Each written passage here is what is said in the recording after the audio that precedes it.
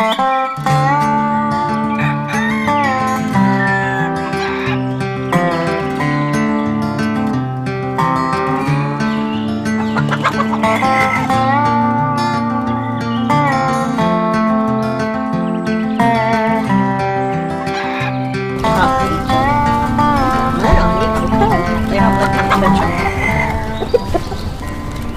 like to tell you a little bit about this farm.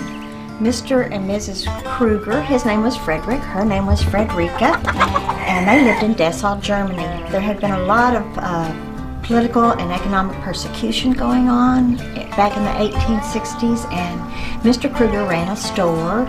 He was a shopkeeper, and they decided they would come to Texas with their 4 children. So they got on a boat with a few of their household belongings, and came across the Atlantic Ocean and landed on our Galveston coast. It took them 9 weeks on that boat to get here. I don't know how they did it.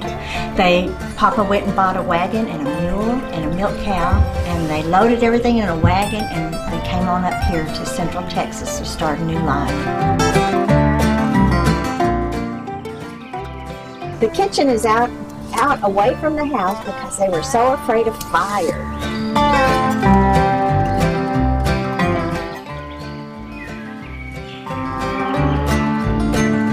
Didn't want the fire in the house because they were afraid it was going to burn down the house. They had 3 sets of clothes.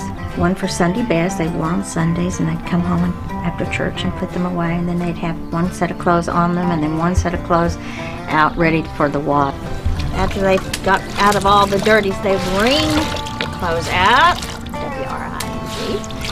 They put it over here in the clean water and rinse all the soap out and wring it again, and then hang it on the fence to dry.